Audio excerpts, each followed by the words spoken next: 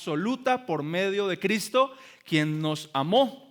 Y dice Pablo en el 38, y estoy convencido de que nada podrá jamás separarnos del amor de Dios, y que ni la muerte, ni la vida, ni ángeles, ni demonios, ni nuestros temores de hoy, ni nuestras preocupaciones de mañana, ni siquiera los mismísimos poderes del infierno pueden separarnos del amor de Dios. Ningún poder en las alturas ni en las profundidades, de hecho, nada en toda la creación podrá jamás separarnos del amor de Dios que está revelado en Cristo Jesús, nuestro Señor. Amén. Qué hermoso texto. Alguien dijo alguna vez que este era el texto más asombroso, que estaba en el capítulo más asombroso, en la carta más asombrosa del libro más asombroso que jamás ha existido. Una porción de la Biblia preciosa, ¿cierto? Que la leemos y como que nos llena de aliento, de ánimo. Pero quiero hacer algunas observaciones a este texto, y la idea es que revisemos qué tan convencidos estamos de lo que estamos leyendo. Porque si había alguien aquí convencido de lo que estaba escribiendo, ¿cierto? Era Pablo, completamente convencido de esto.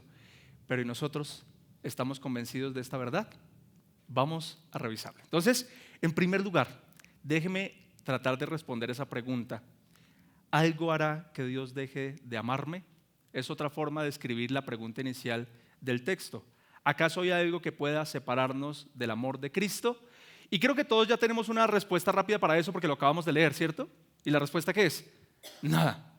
Nada podrá separarme del amor del Señor. Pero si nos ponemos a revisar esa pregunta de una forma un poco más concienzuda y bajo nuestra experiencia de vida con el Señor, pareciera que la respuesta no fuera tan obvia o tan segura, y permítame le explico a dónde quiero ir con esto. ¿Recuerda lo que nos enseñó Jason hace 8 días?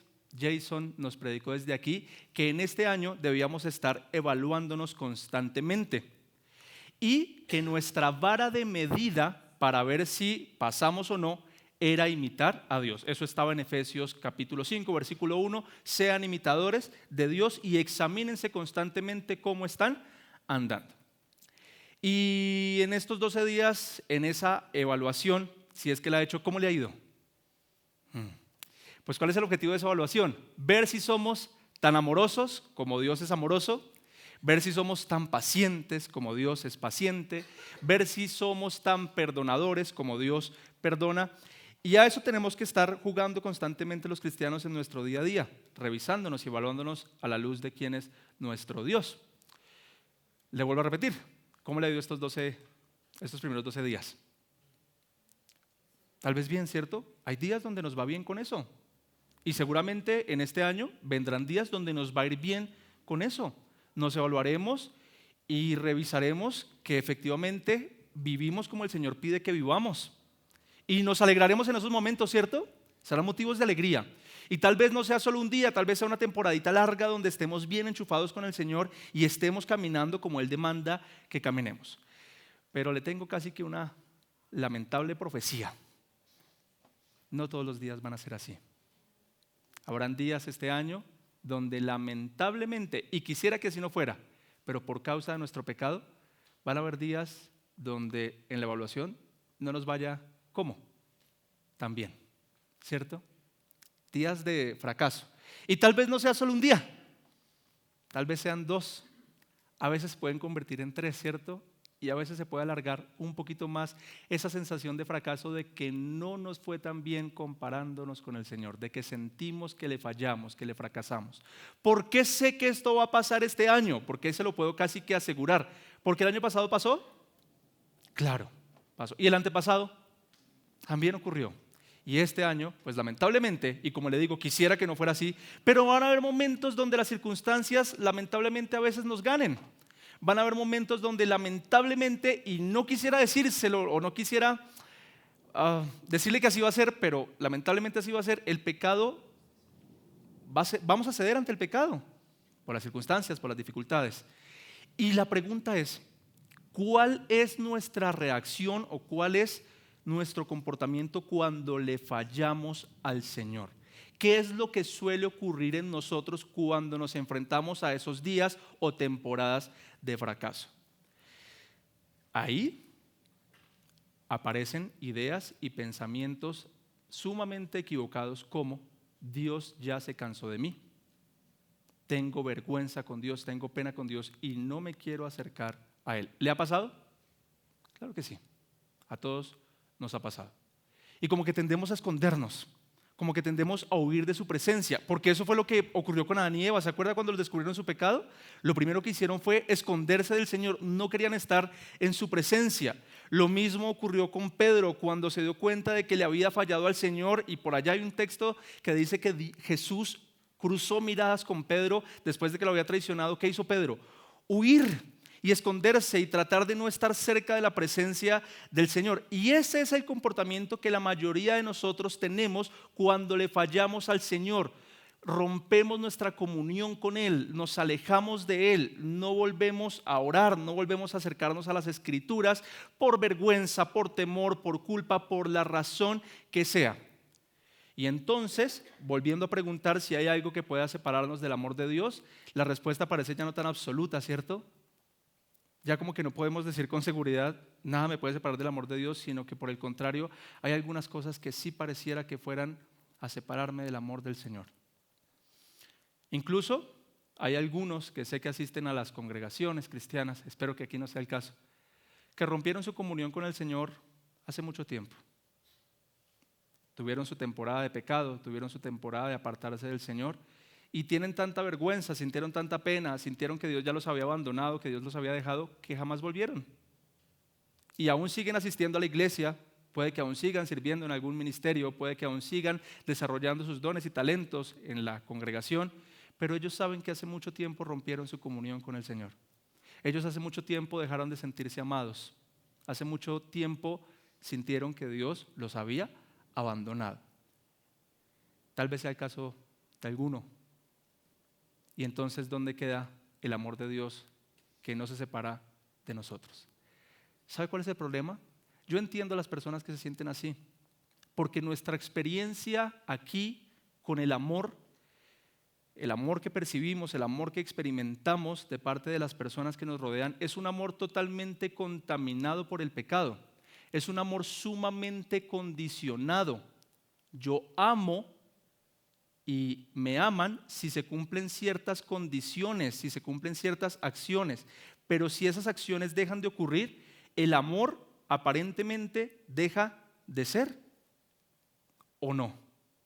Y el amor que vemos no es el amor al menos que encontramos en la Biblia. ¿Cuál es la descripción del amor que se supone que debemos tener entre hermanos en las Escrituras? El amor todo lo puede, el amor todo lo perdona, el amor no se irrita, el amor no se cansa, el amor nunca deja de ser, el amor todo lo tolera, el amor todo lo cree. Y hay un gran listado de cosas que se supone que deben ser el amor en 1 Corintios 13, y hasta lo leen en los matrimonios, ¿cierto? Así es el amor, y las personas se casan jurándose ese amor el uno al otro.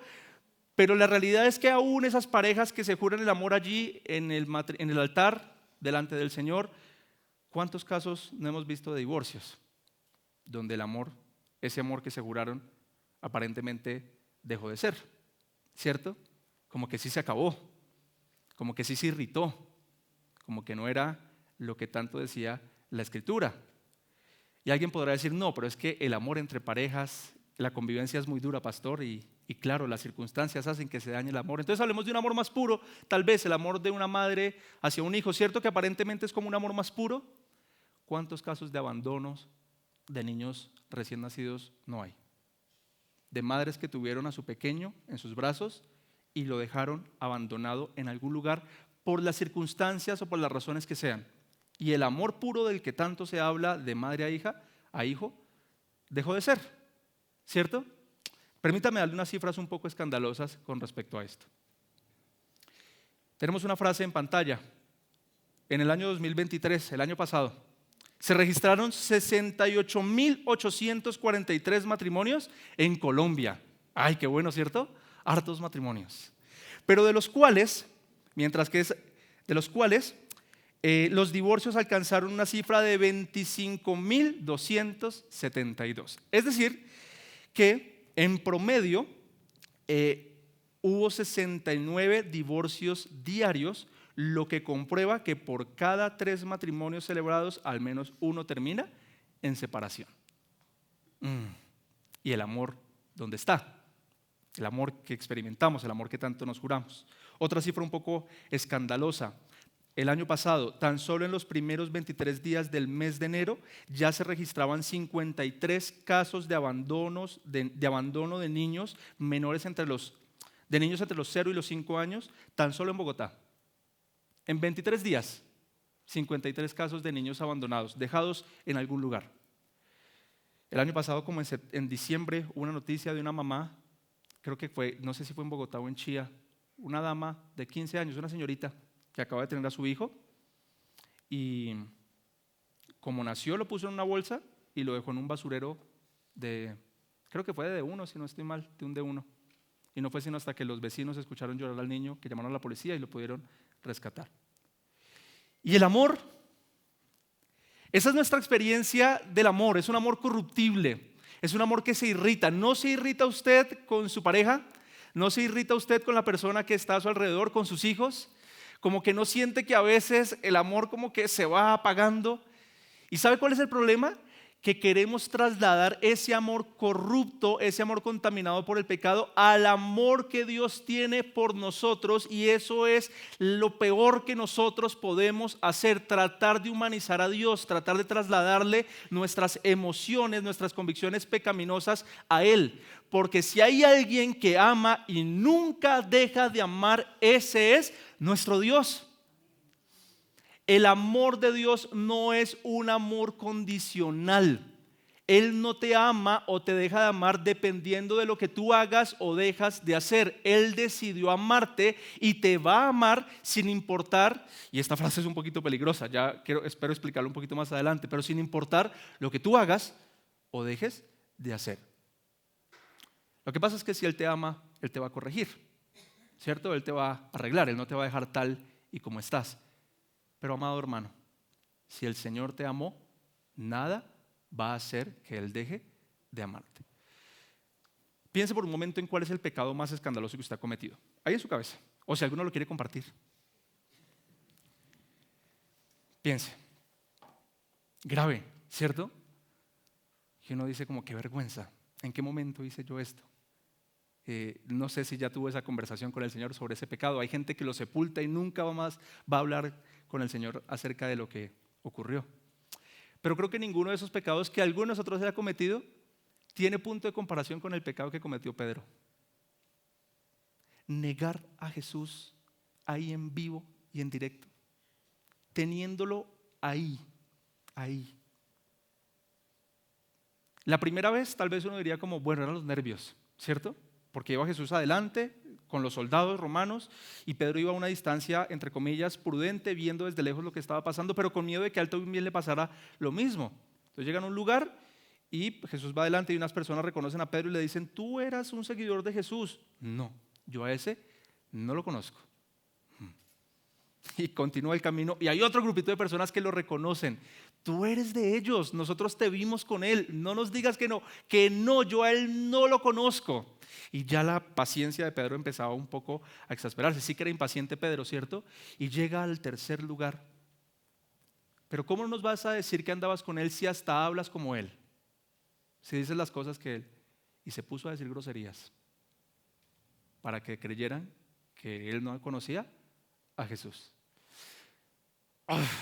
Eso sí es un pecado, ¿cierto? O sea, ¿con qué cara uno va después delante de Dios después de haberlo negado de esa manera?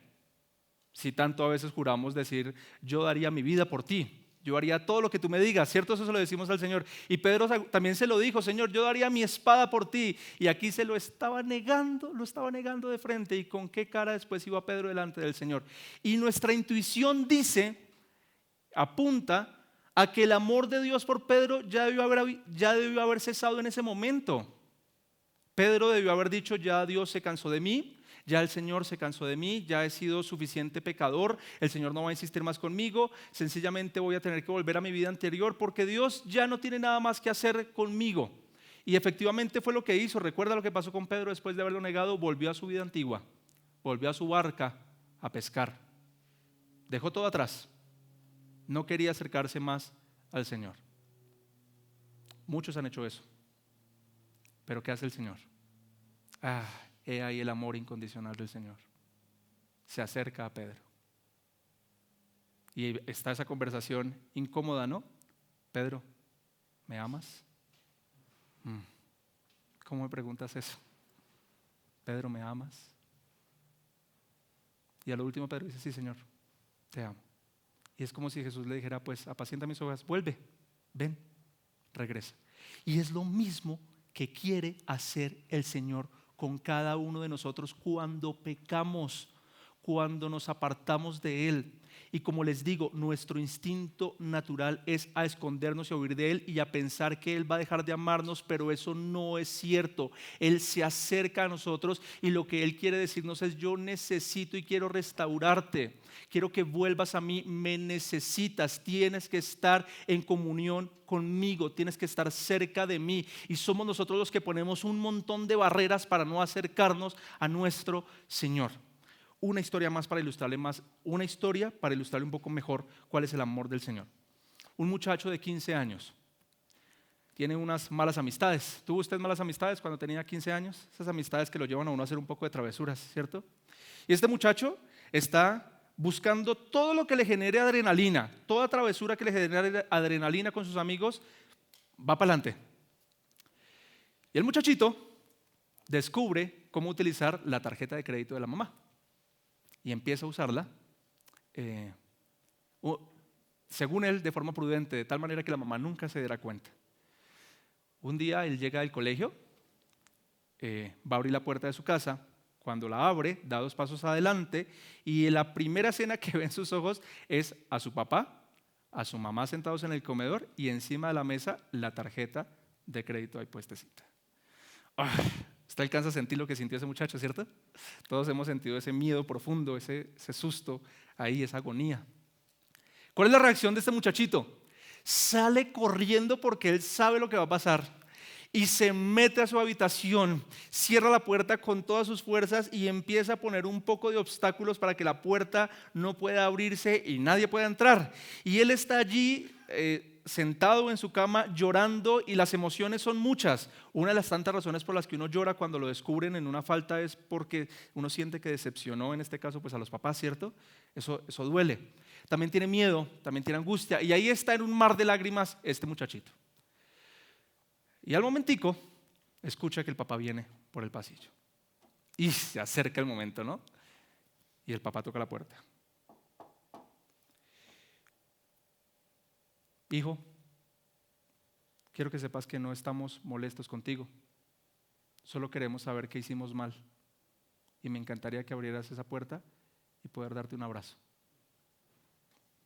El papá da media vuelta y se va. ¿Qué cree que pasó con ese muchacho? Esas lágrimas ahora se incrementaron más. Pero ahora se levantó de su cama y empieza a quitar todos esos obstáculos, empieza a quitar todas esas cosas que había puesto en la puerta, abre esa puerta y sale corriendo a abrazar a su papá y lo abraza y le dice: papá, perdóname, yo no sabía lo que estaba haciendo, papá, pensé que estaba equivocado, tienes toda la razón, mira, si quieres ponerme un castigo, ponme un castigo, pero perdóname, papá, perdóname. ¿Cómo no reaccionar ante un amor así de un padre? ¿Cierto? Hermanos, exactamente así funciona el amor de Dios con nosotros. Apenas nosotros pecamos, queremos huir y escondernos, pero Él está ahí a la puerta, buscando. Necesito hablar contigo, necesito que vuelvas a mí. Y nuestra genuina reacción debería ser esa. Él te va a condenar. Si tú ya estás en Cristo, ¿no eres consciente de que la culpa ya la cargó Cristo? Ya no tienes ninguna consecuencia sobre ti eterna. Estás libre y limpio delante de Él. Pero no lo creemos. Nos cuesta mucho creerlo porque es totalmente contraintuitivo. No toleramos ese tipo de amor. Nos cuesta aceptar ese tipo de amor. Nos cuesta aceptar ese tipo de gracia. Nos cuesta aceptar ese tipo de misericordia. Pero cuando el Espíritu Santo, cuando el Señor nos revela esas verdades a nosotros, sí que es rico disfrutar de eso. Disfruta de esa comunión preciosa que el Señor quiere tener contigo, porque Él nunca va a dejar de amarte. Por lo tanto, este año que inicia, ya llevamos, como les digo, 12 días. Si vienen temporadas donde fracasas y donde sientes que no tienes cara para darle al Señor, acuérdate de esto y vuelve a Él. Y vuelve a Él. Primera promesa que quiero darles para este año 2025. Dios no va a dejar de amarte. Dios no va a dejar de amarte. ¿Lo crees? Dios no va a dejar de amarte. Pero pastor, y miren. Yo sé que ustedes entienden lo que les estoy diciendo, pero después en la experiencia la cosa empieza a desdibujarse y de verdad que hay gente que se siente poco amada por el Señor. Pero entonces de ahí la oración de Pablo en Efesios capítulo 3 versículo 18 al 19, Pablo viene contándoles todo lo que Dios ha hecho por ellos, a los creyentes, los perdonó, los justificó, los predestinó, un poco de cosas. Y Pablo dice, y le doy gracias al Señor por esto, y también doblo mis rodillas, ¿para qué? En el versículo 18, para que puedan comprender cómo corresponde a quienes. ¿Está ahí? Espero que puedan comprender cómo corresponde a quienes. A todo el pueblo de Dios. ¿Eso nos incluye? Nos incluye a nosotros también. Pablo viene diciéndoles que lo comprendan, que lo entiendan, que lo hagan suyo. Cuán ancho, cuán largo, cuán alto y cuán profundo es su amor. Y es mi deseo que experimenten el amor de Cristo, dice Pablo, que lo puedan vivir, que sea tangible en sus vidas, aún cuando es demasiado grande para comprenderlo todo. Es imposible llegar a entender cuánto Dios nos ama, pero por eso la oración de Pablo, para que comprendan así sea un poquitico de cuánto el Señor les ama. Entonces, cuando entiendan un poco de ese amor del Señor, de la gracia del Señor, de la misericordia del Señor, serán completos con toda la plenitud de la vida y el poder que proviene de Dios. Siéntete amado por el Señor. Y créeme que tu reacción va a ser la misma de esa historia de ese muchacho. Vas a querer correr a los brazos de Él cada vez que falles. Vuelvo a preguntarte, ¿crees que hay algo que pueda separarte del amor del Señor? Nada te va a separar del amor del Señor. Nada. Pero entonces surge otra pregunta de este texto inicial que leemos. Es, si nada me va a separar del amor del Señor, si el Señor me ama tanto como dice que me ama, ¿por qué me pasan las cosas que pasan? Porque Pablo aquí hace un listado de algunas cosas y quiero leerlas. Segundo punto, si Dios me ama, ¿por qué me pasan estas cosas? El versículo 35 dice, ¿será que Él ya no nos ama si tenemos problemas o aflicciones, si somos perseguidos o pasamos hambre o estamos en la miseria o en peligro o bajo amenaza de muerte? ¿Qué creían en aquel entonces? Y creo que hay muchos todavía que lo creen. Que si estamos pasando por alguna de esas circunstancias descritas allí, significa que Dios ya no nos ama, que Dios nos ha abandonado. Y hay muchos que lo creen, ¿cierto? Están en la crisis económica y la oración es, Señor, ¿por qué me abandonaste? Están en la crisis familiar, Señor, ¿por qué me abandonaste? Están en la crisis que sea y sienten que el Señor los ha dejado, que el Señor los ha desamparado porque las cosas no están saliendo como ustedes quieran, como las personas quieren que salgan. Pero entonces la pregunta es, si Dios me ama tanto, ¿por qué siguen pasando ese tipo de circunstancias, ese tipo de cosas? ¿Por qué cree? Y eso ya lo he predicado tantas veces aquí y creo que nunca voy a dejar de predicarlo hasta que lo entendamos todos. La razón por la que el Señor permite que pasemos por esas diversas circunstancias no es porque Él deje de amarnos, sino porque nos ama. Porque Él quiere cumplir su santo propósito perfecto en cada uno de nosotros. Y como le digo, ya se lo he dicho en muchas prédicas, pero ¿cuál es el propósito de Dios con cada uno de nosotros? Hacernos cada vez más a la imagen de su Hijo Jesús. Eso lo dice Romanos 8, unos 2 versículos más arriba. Él quiere que tú seas tan amoroso como es Jesús. Él quiere que seas tan paciente como es Jesús. Él quiere que seas tan misericordioso como es Jesús. Y va a utilizar los medios que sean necesarios para matar el pecado en ti y que cada vez más te parezcas a nuestro Señor Jesucristo. Porque los problemas sí que nos enseñan, ¿cierto? Más arriba también en este texto dice que para los que amamos a Dios, ¿cuántas cosas nos ayudan para bien? Todas las cosas nos ayudan para bien. Es decir, que los problemas o las aflicciones pueden ser para nuestro bien. Sí. Es decir, que si somos perseguidos, ¿puede ser para nuestro bien? Sí. Es decir, que si pasamos hambre o estamos en la miseria, ¿puede ser para nuestro bien? Sí. Es decir, que si estamos en peligro o bajo amenaza de muerte, ¿es para nuestro bien? Definitivamente sí. Pero yo no lo entiendo. Y se lo digo yo, a veces yo no lo entiendo. A veces no lo entiendo. Pero lo hace el Señor. Dice Santiago que nos alegremos en medio de nuestras aflicciones. Dice Romanos 5 que el sufrimiento produce perseverancia, la perseverancia fortalece el carácter y el carácter produce esa esperanza que no se desvanece. Esas cosas por las que el Señor nos va a permitir pasar es para moldear nuestro carácter. O es que, ¿cómo más se apaga, cómo más se mata el orgullo que hay en ti? Sino humillándote para que te des cuenta de que eras un orgulloso. ¿Cómo más el Señor te hace dependiente completamente de Él, sino quitándote tu aparente seguridad económica que depende únicamente de ti? ¿Cómo más el Señor te hace suficientemente noble, sino haciéndote perdonar? A través de estas circunstancias. Miren, yo de verdad quisiera decirles de todo corazón que ninguna de estas cosas van a pasar este año.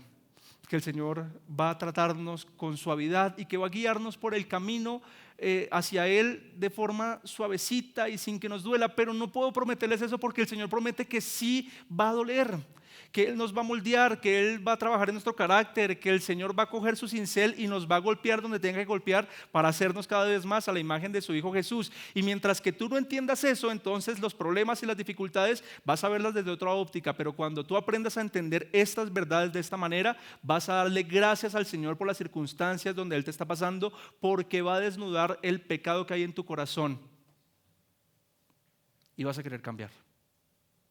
Vas a querer cambiar. Alguien dijo alguna vez que la vida con el Señor es lo mejor que nos puede pasar y estoy totalmente de acuerdo con eso. El problema es la idea que nos hacemos con la frase lo mejor que nos puede pasar, porque a veces creemos que lo mejor que nos puede pasar es dinero, comodidades y un montón de cosas que el Señor nos promete. Cuando la Biblia no nos llama a eso. La Biblia nos llama, incluso ¿saben qué dijo Jesús? Y hay que vivir esa promesa. Bienaventurados, o sea, felices, completamente felices, cuando sean perseguidos y digan toda clase de mal contra ustedes por causa de mi nombre. ¿Saben qué dijo Jesús? Cojan su cruz y síganme. Vamos a morir. Dice la Escritura, hagan morir en ustedes las obras de la carne. Dice Pablo, ya no vivo yo, sino que ahora estoy crucificado juntamente con Cristo. Y morir duele. Morir duele, morir a esas cosas duele, morir a ese carácter del viejo hombre duele, pero tenemos una esperanza mayor.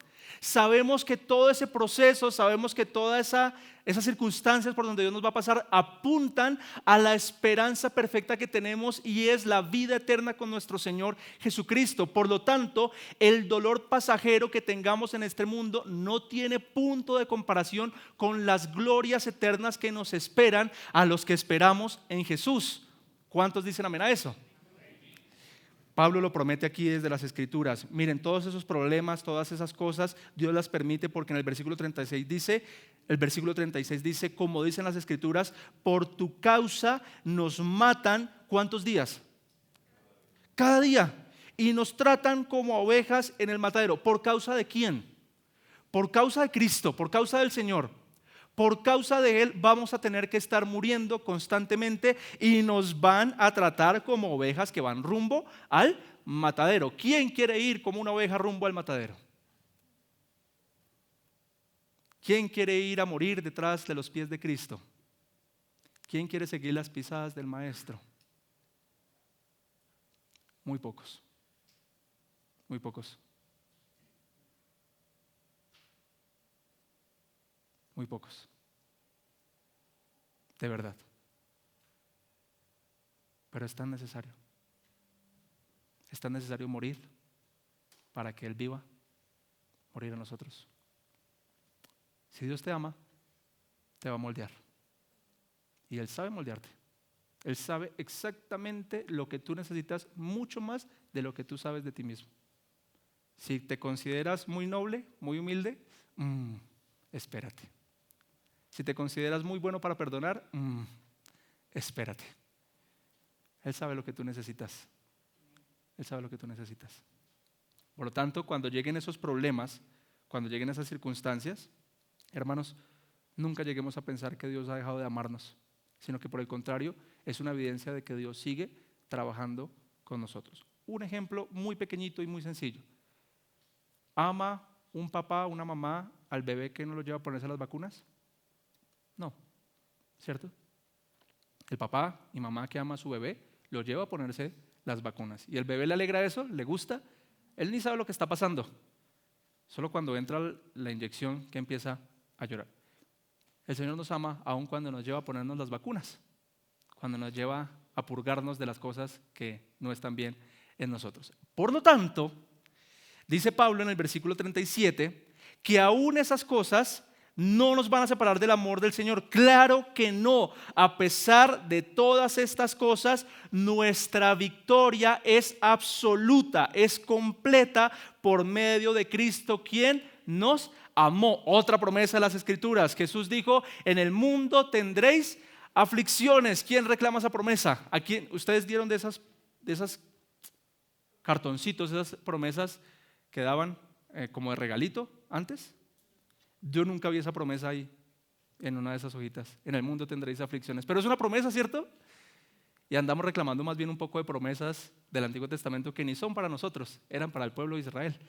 Pero esa promesa sí es para nosotros. Pero Jesús dice, pero no teman, porque yo he vencido al mundo. No teman, la victoria está en mí, dice Jesús. No importa por lo que pasen, no importa lo que venga, pongan sus ojos en mí, que yo he vencido al mundo.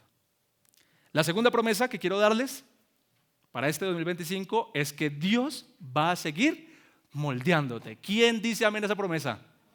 Que el Señor nos moldee como tenga que moldearnos, ¿cierto? Que el Señor haga con nosotros lo que tenga que hacer para cumplir su santo propósito. Que nos pase por donde nos tenga que pasar, ¿cierto? ¿Cierto? Ese amén no me suena tan convincente. Dijeron más amén en el que Dios nunca va a dejar de amarnos. Que el Señor haga su perfecta obra en nosotros. Ahora, hermanos, yo sé que esto suena muy caótico, pero a veces el Señor también utiliza cosas suaves para moldear, sutilezas. Y Él empieza a moldearnos. Él siempre está trabajando en nosotros. Su Espíritu Santo siempre está trabajando en nosotros. Entonces, Dios va a moldearte en este 2025. Él va a seguir haciéndote a la imagen de su Hijo Jesús. Y una tercera idea, una tercera verdad con la que quiero terminar es la siguiente. En este 2025 y de aquí en adelante, convéncete de que Dios te ama. Convéncete de que Dios te ama. A mí me llama mucho la atención cómo inicia el versículo 38, porque a esas palabras yo les tengo algo de temor. Dice el versículo 38, las primeras tres las escribe Pablo y es, ¿estoy qué? Convencido. O sea, estoy completamente seguro de lo que sea que va a seguir escribiendo. Hermanos, ¿de cuántas cosas nosotros podemos estar completamente seguros de que van a ocurrir?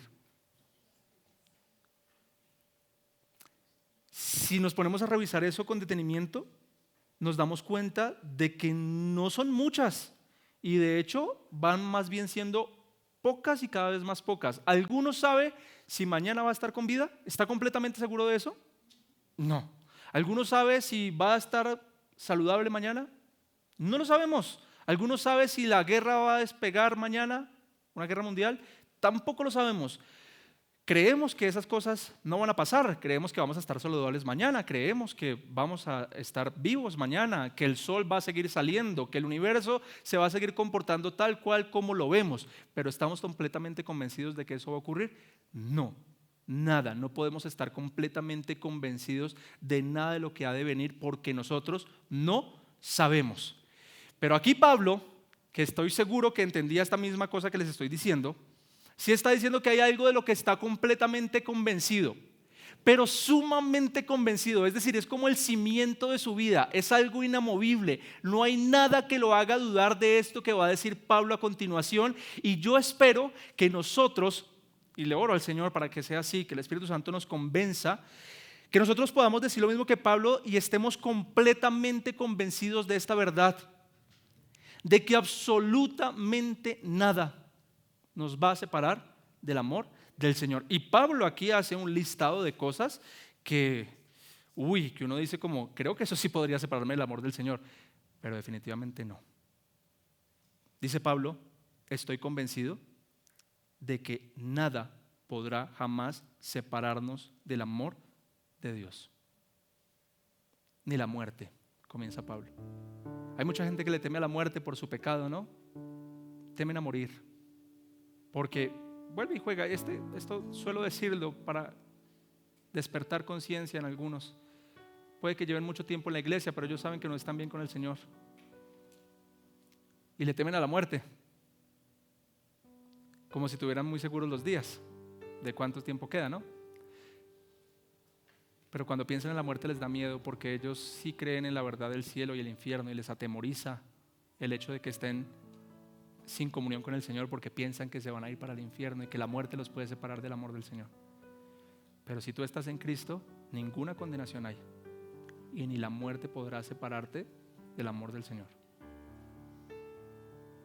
Por ahí dice la primera carta a los tesalonicenses, si no estoy mal, que nosotros tenemos una esperanza más grande para los que mueren, ¿no?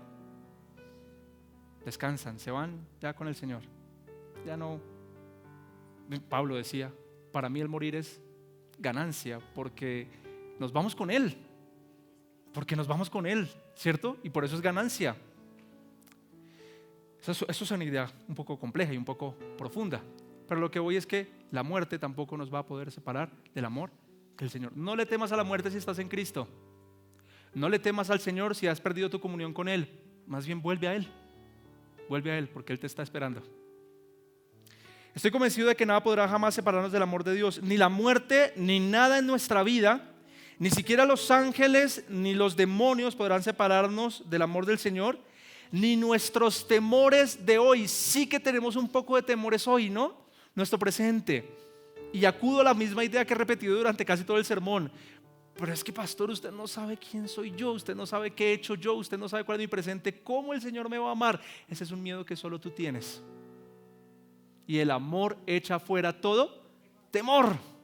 El amor de Dios echa fuera todo temor. Esas inseguridades que tú tienes de acercarte al Señor, eso se supera por completo con el amor del Señor. Tus preocupaciones de hoy no te van a separar del amor del Señor, ni las preocupaciones del mañana, ni lo que venga, porque Él tiene el control de todas las cosas. Ni siquiera los mismísimos poderes del infierno pueden separarnos del amor de Dios. Y hay quienes le temen al diablo de que los pueda separar del amor del Señor, pero el diablo no tiene ninguna autoridad, ningún poder para arrancarte de la mano de Dios si ya estás ahí guardado. Bien dice Jesús que cualquiera que entra en la palma de su mano jamás será arrancado de allí. Jamás. El diablo no tiene ningún poder, ninguna autoridad sobre los que han sido amados por el Señor. Ningún poder y ninguna autoridad sobre los que han sido amados por el Señor. De hecho, el diablo ni siquiera tiene ningún poder y ninguna autoridad para andar como él quiera andar. Él está sujeto aún al precepto, a los mandatos de nuestro Dios soberano. Y si no, le recuerdo el libro de Job. Y si no, le recuerdo la conversación que tuvo Jesús con Pedro, que le dijo: el diablo te está pidiendo para zarandearte. ¿Te está qué? Pidiendo. El diablo no puede hacer nada sin el permiso del Señor. Algunos creen que Dios y el diablo están haciendo un pulso así eterno a ver quién gana, si gana el bien o gana el mal. No, el Señor ya ganó hace mucho tiempo. La victoria es de nuestro Señor. La victoria es de nuestro Señor. Por lo tanto, no temamos a esas cosas. También esta carta dice: ¿quién es el que nos juzga? ¿Quién es el que nos inculpa? Si ya Cristo pagó por nosotros. Ya nadie puede culparnos ni juzgarnos. Ni siquiera los poderes del infierno pueden separarnos del amor de Dios.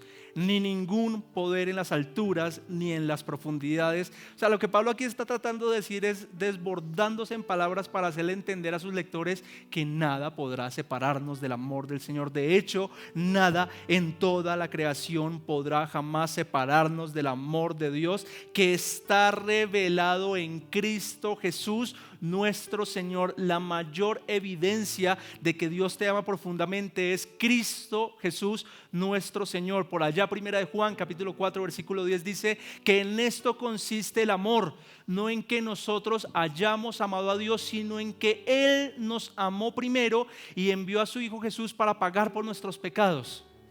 Esa es la mayor evidencia del amor. En eso consiste el amor. El amor que Dios tiene por ti no depende del amor que tú tienes por Él. El amor que Dios tiene por ti depende de la promesa que Él hace a su nombre. Él ama a su nombre y juró a sí mismo que no iba a dejar de amarte, que todo aquel que creyera en Jesús tendría vida eterna y haría parte de sus hijos, haría parte de su rebaño y cuidaría de Él. Tienes que sentirte amado por el Señor. Amén. Ahora, una última frase ya para terminar. Y es que este amor de Dios, hermanos, es solo para los que están en Cristo. Y la Biblia, no lo digo yo, lo dice la Biblia. Y tú tienes que revisar si estás en Cristo para poder experimentar este amor verdadero.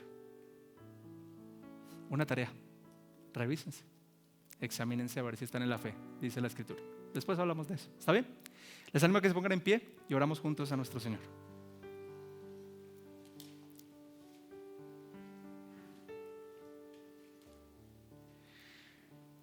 Mientras que suena un poco la música, hablen con el Señor. Pónganse a cuentas con Él de ser necesario.